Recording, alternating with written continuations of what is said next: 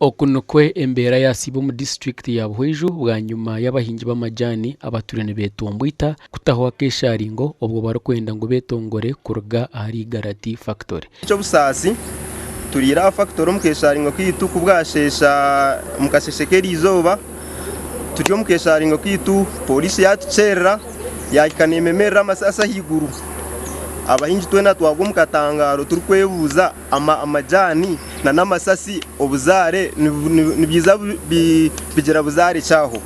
so negishaha tukiriyo mbishaka akoba DPC yaba nakozesa amani minji na polisi erukozesa amani minji munonga mwacho kwensasa munonga amajani maziramo imyaka 45 amajani tukagaturamo bagatukundisa bagaja ngo tugahinga twagahinga benga makasente mbe nisomesa abana banje abana basomera bukwiha kasente kembe ni mu majani polisi yabitahamo obwo eri kutera amasaso umwanya n'enkoni otwarire hamwe tugerezo kugambana cyamano C5 twagambana RDC tubakwenda kwija kutwereza ubuhwezi amasasi gakakora barabana kurabanamu amasasi minji munonga agutakumana mpendo abantu bamwe bahendeshera amaguru tubakumana hibara bamwe abakazi babatera bagutakumana abana bashiyaba bayibarire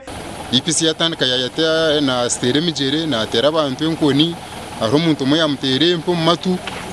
yatandika na tere ntebe na sipanga motoka ya polisi ngo bazitware na tenti na entebe meza zona yanasindika byona babikora bakwenda ngo badefendinge motoka ya company yigara etware ibintu byite byo mu factory so icyo nkaba higent tushaba government ngetu ya mbere kusinga security kwa security nistekateka bajire kitugati yacu basibye tukishabere byagerema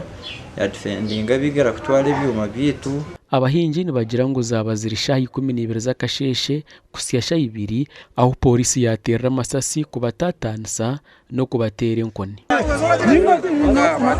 abahinji nibagira ngo abebembezi abaronzeri babanagirire omunshonga zabo z'amajani nikwe kushaba kubahwera mwene government tuchanga muje mutuyambe itwe nkabwezu mutuyambe ahachisho ga factory ninza kukomora ikiko inshanga DPC nagera ngo abebembezi bitu ninga chairman yamjya ngo ajarebe shongezo yajya ngo chairman yajya ngo itakwenda nanye ni musyo mukono nambuze ntikonka DPC tugambere ni chairman LC1 ninga ni chairman Deo DPC timanyire cyangwa receremu aboje ngo twabugutine na nenko ni timbi cengera nka TV West wagezaho kutera DPC wa Buhweju kumubuza hashongezi bitu tiyakwata sumuye eshonga z'amajani zicurunize yongera kuguma mu district ya Buhweju Gashakwa Juliet Charles.